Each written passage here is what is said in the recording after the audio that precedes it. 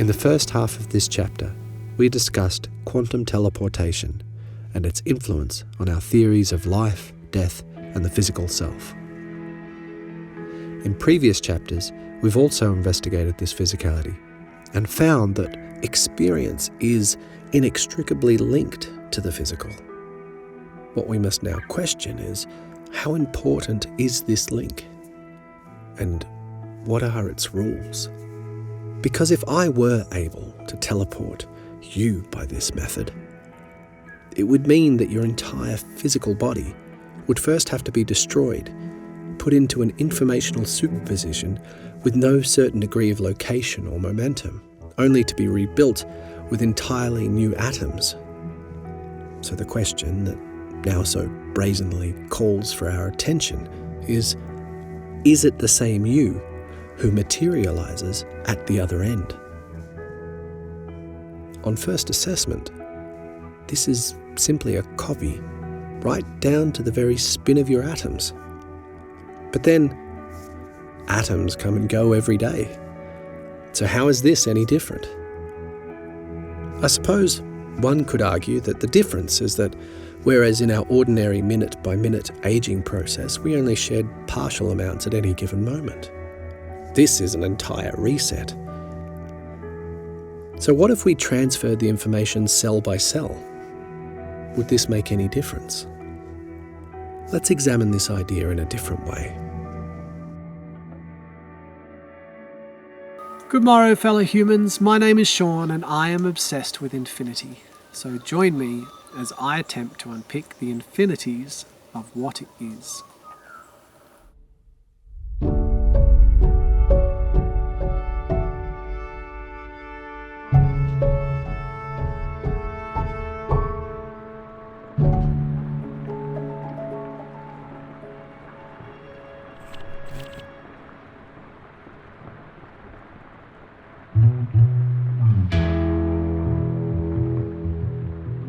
Today, we use technology in almost every aspect of our lives. Recklessly, we embrace its ever-maturing integration with an equal share of passion and passivity.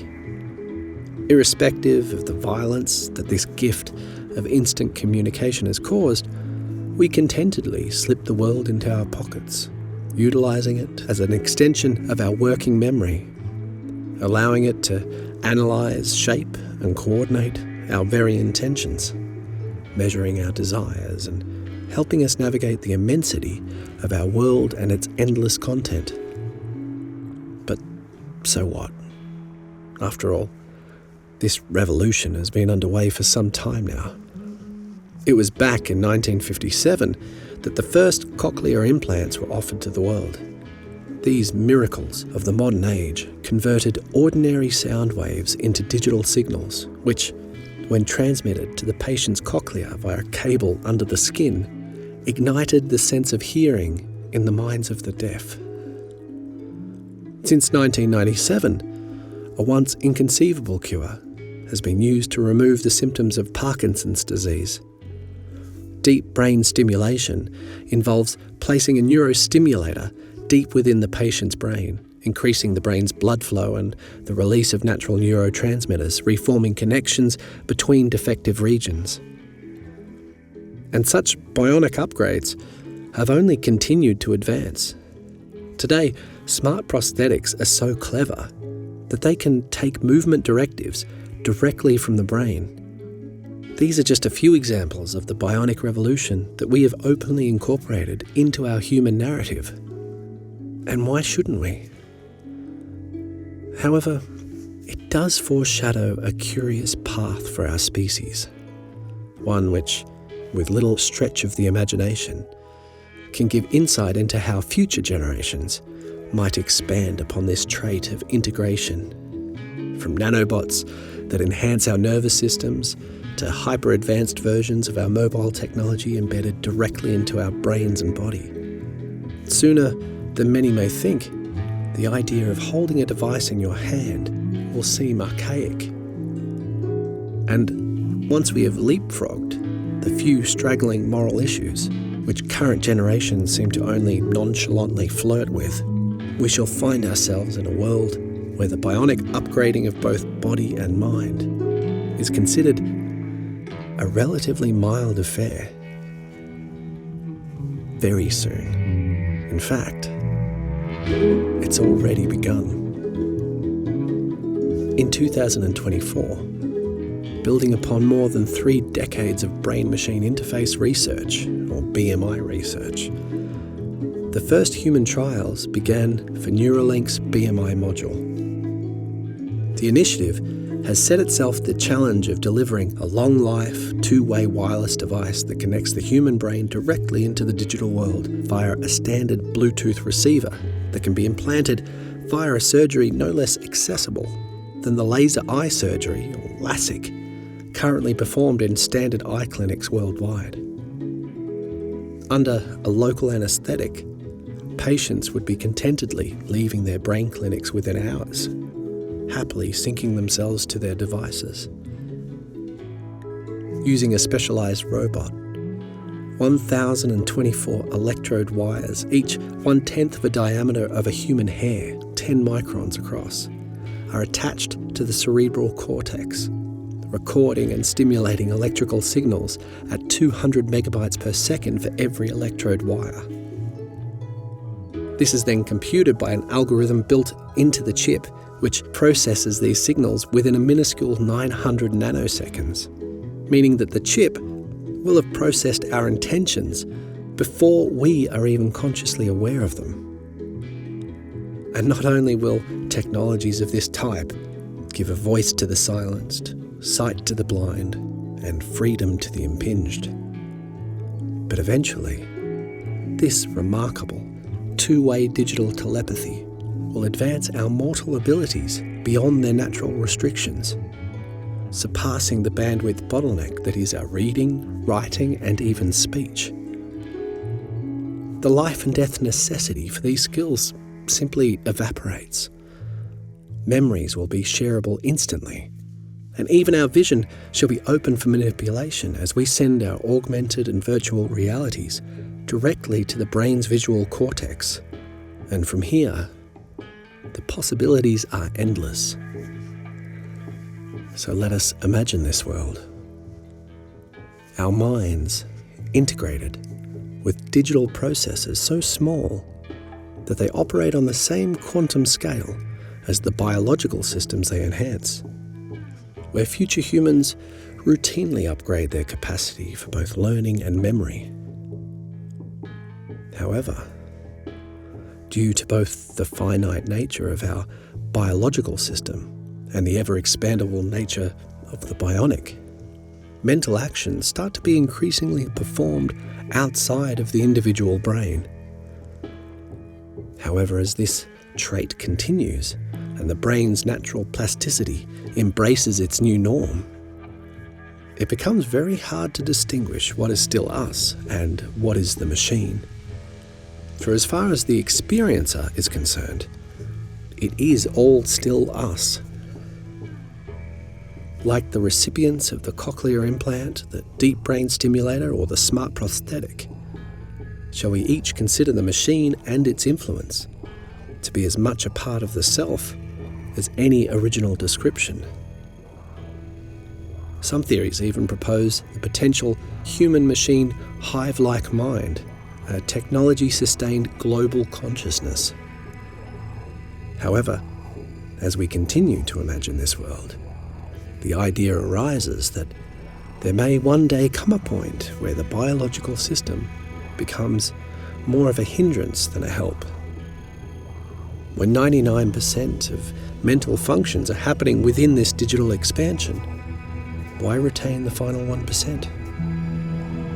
Perhaps we might vacation in virtual space, leaving our bodies in stasis until our conscious experience returns. Or perhaps for environmental reasons we abandon the body altogether.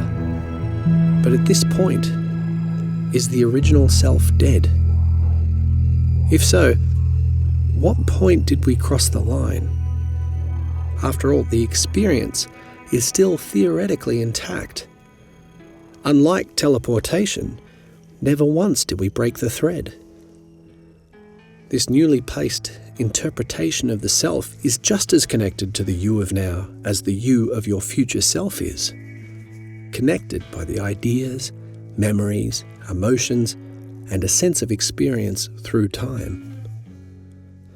Now, for those philosophically educated among us, you may recognize this story as one far older than the world of technology we are using to unfold it, as this is nothing other than the famous Ship of Theseus paradox. The Ship of Theseus is a story penned sometime in the 1st century by the Platonist philosopher Plutarch. It tells the story of a ship that, after many seafaring adventures, began needing to have its parts replaced. One by one, each plank and board would be swapped out, new for old, until nothing of the original vessel remained. But at this point, is it still the Ship of Theseus? If not, at what point did the transition occur? Was it after the first or final piece? Halfway, perhaps? Or if we do consider it the same vessel, what would happen if all the discarded pieces were later collected and put back into their original arrangement? Would there now be 2 ships of Theseus? In terms of the rebuilding of self, I would think that this identity appears far more inherent within experience than within any such body. And so if that be the case, the new ship must be considered the real one. But, as shown in our discussions concerning the physical brain, the experience is still instringently attached to the physical and cannot exist without it. Though the no-cloning theorem of quantum mechanics may refuse us the ability to put those original pieces back together to create a second original self, the pieces are nonetheless a part of our story, and so they cannot be discounted.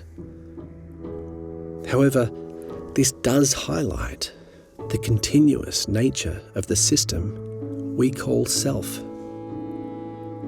For it seems that the subjective perspective is not merely attached to the system we call body, but to the system we call universe, as ultimately both body and environment are one and the same. Both ships are the Ship of Theseus unitedly, just as both selves, pre- and post-teleportation, are the continuation of the true self. It's just that each identity is only ever contained to its own finite truth. The self cannot be known by its parts, though the parts can be known by the finite frame of subjectivity. In other words, the subjective boundaries to one or another identity are only ever considered emergent from within a finite perspective. Beyond this, wholeness prevails. We are the infinite attempting to look back at itself. But to look back from some perspective, we must consider ourselves separate from the universe, unique and individual. Quote, "A human being is a part of the whole called by us the universe," says Einstein. A part limited in time and space. He experiences himself, his thoughts and his feelings as something separate from the rest, a kind of optical delusion of consciousness. End quote. The experience is of the physical, but equally the physical is of the experience. As the nature of the physical universe defines that which is experienced, so does the nature of the experience define the universe it encounters. Two sides of the same coin, two perspectives of one whole. Let me put it another way. The early universe bore no consciousness, at least none that resembled our own. And yet, contained within this early universe was the potential for all such consciousness to exist, for every thought that ever has or ever will be. Though when our brand of consciousness did finally emerge, no new elements were added to the mix. All that was before still is now. It's just that now, reality can appreciate itself from this new finite angle, the angle of a living being, experiencing itself in space and time. This, it appears, is just what universes do when they are busy being you. But due to its finite nature, our perspective is still contained to its limitations. In our case, those limitations are being born in and of space-time.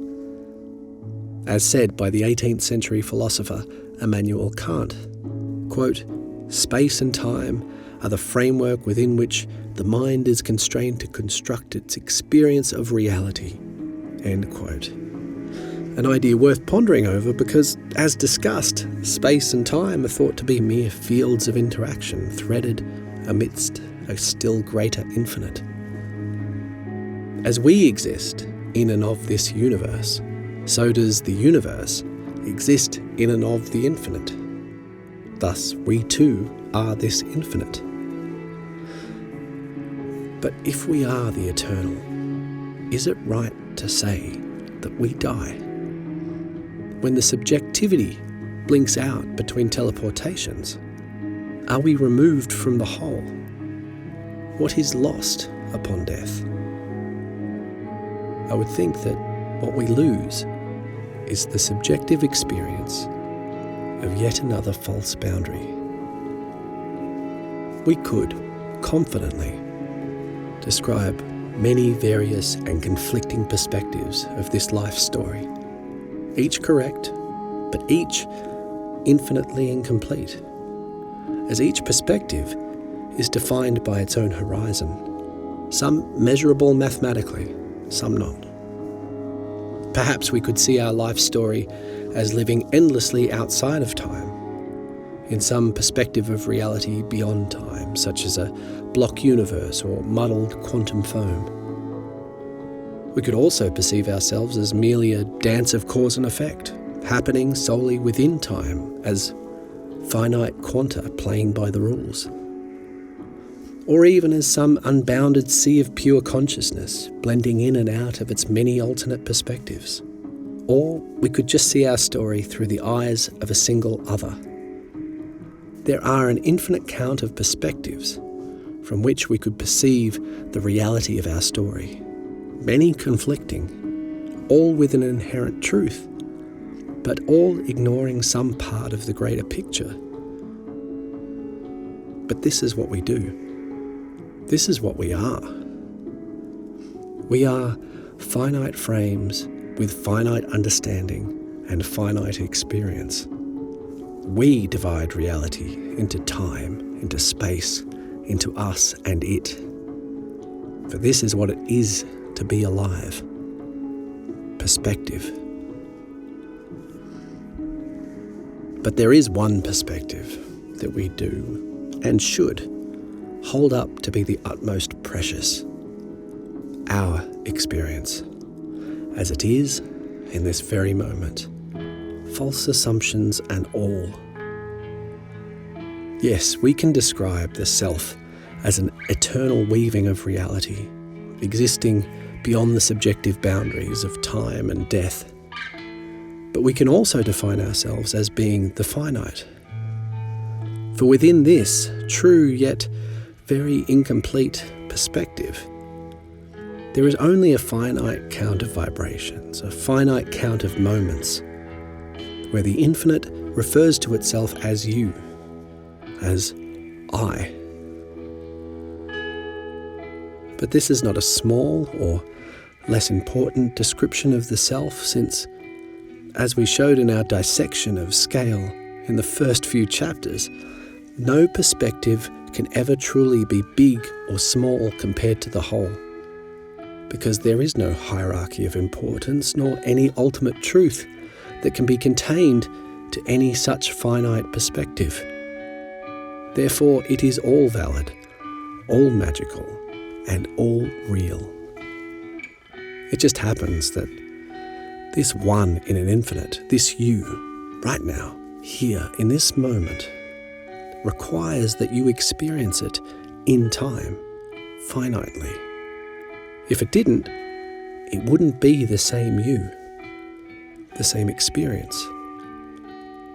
And so it shall continue, until your finite experience reaches the edges of this temporary description and blends uninterrupted into its next.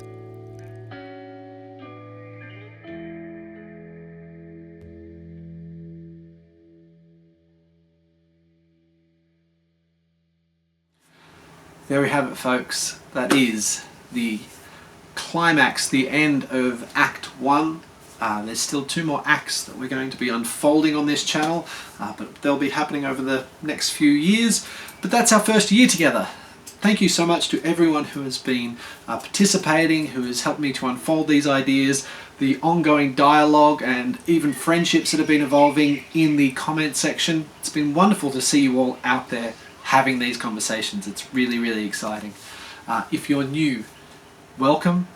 If you want to see why we're talking about what we're talking about, please make your way over to the channel and have a look at the playlists. You can do that by clicking here. We'll put more links up as soon as the next chapters are up in January, up there. Otherwise, I'm going to take a break and you can just check out the playlists or any other videos, which is here and here and there and everywhere else. Thank you so much. Much love, and I will see you all soon. All right. Bye-bye.